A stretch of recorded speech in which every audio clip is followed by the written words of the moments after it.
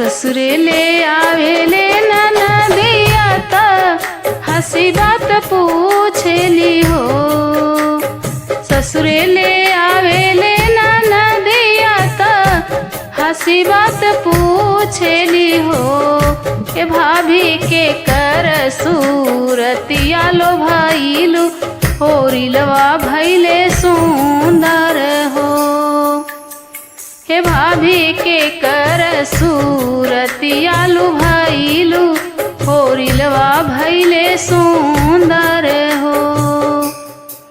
सुतल रहली अटरिया त सैया के से जड़िया न हो।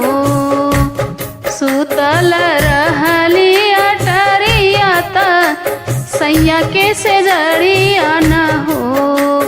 ए ननदो सपना में अइले ननदोइया होरिलवा बड़ा सुंदर हो।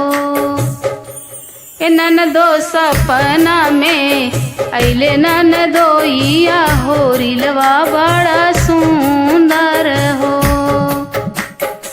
नैहर से आवेले बहिनिया त हंसी बात पूछेली हो। नैहर से आवेले न बहिनिया त हंसी बात पूछेली हो।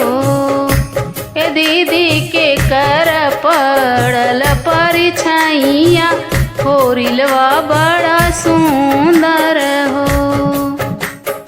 ए दीदी के कर पड़ल परिछाइया होरिलवा बड़ा सुंदर हो। सुतल रहली अटरिया त सैया के सेजिया न हो। सुतल रहली अटरिया त सैया के सेजिया न हो। ए बहिनी सपना में अइले बहनोइया होरिलवा बड़ा सुंदर हो। ए बहिनी सपना में अइले बहनोइया होरिलवा बड़ा सुंदर हो। दुअरे से आवेले देवर जीता हंसी बात पूछेले हो। दुअरे से आवेले देवर जीता हंसी बात पूछेले हो। ए भाभी के कर पड़ल परिछाइया होरिलवा भैले सुंदर हो। ए भाभी के कर पड़ल परिछाइया होरिलवा भैले सुंदर हो। ए भाभी के कर पड़ल परिछाइया होरिलवा भैले सुंदर हो। सुतल रहली महलिया त सैया के सेजिया न हो। सुतल रहली महलिया त सैया के सेजिया न हो।